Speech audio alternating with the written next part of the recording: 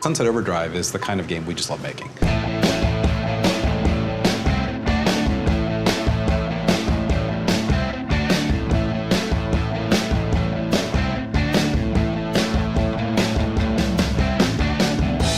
Well, a lot of us are here at Insomniac because we love stylized games. We love expressing ourselves. I feel like I'm surprised every day by something that somebody puts in the game.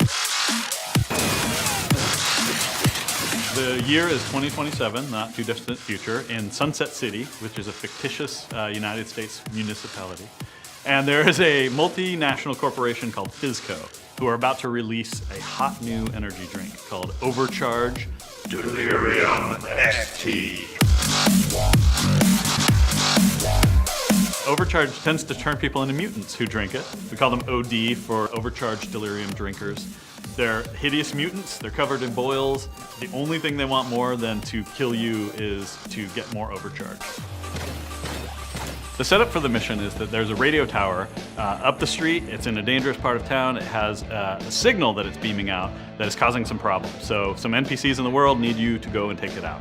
I think one of the main things is we're really building on this idea of momentum and style and playing in an exciting and exceptional way and rewarding you for doing that. This is not a cover shooter. We want to encourage you to get out, mix it up, traverse, do all of the action moves that we have in the game. Some of the amps that we're showing in the demo are on the AK, we've got the Twist of Fate, which occasionally will explode into a nuclear explosion and destroy everyone around it.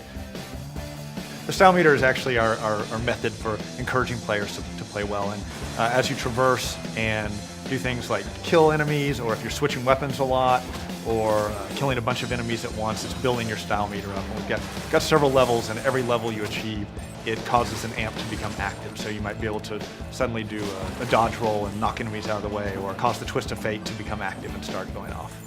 We have these crazy, crazy death animations where every time you die in the game, we surprise you by respawning you in a way I guarantee you haven't seen in any other game. And we've got one where you come up out of the ground and like this giant drill and come out, and there's one like a Dracula.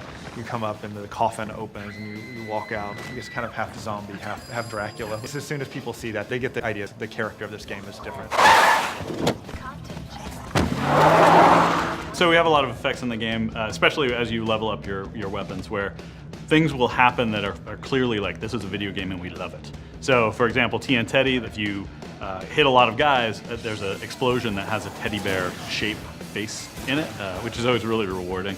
It's a teddy bear head of flames. Right, exactly. The most extreme teddy bear you've ever seen. Exactly. So one of the things we wanted to do in Sunset Overdrive was to make sure that players can play and be who they want to be. So part and parcel in that is we have a pretty robust customization system where we have some crazy outfits. In fact, Drew, in the first pitch, talked about how he wanted to wear a kangaroo codpiece and nothing else. And then we said, yes, but what about for the game? And he said, no, for the game as well. And that's what we want to do, is just have players just be able to be as crazy as humanly possible. One thing to note is that this is an open world game and there's a lot to do. Tons of quests, tons of missions, tons of challenges that we give to the player as an opportunity to build his character, to upgrade his weapons, to constantly progress in this very large world that's driven by a big story as well.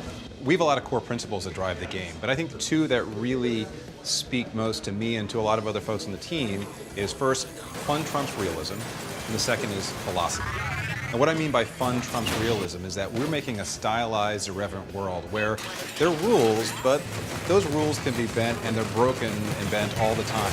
And for us as creatives, it's really fun. This is the kind of game that, for us as developers, makes coming into do what we do a blast.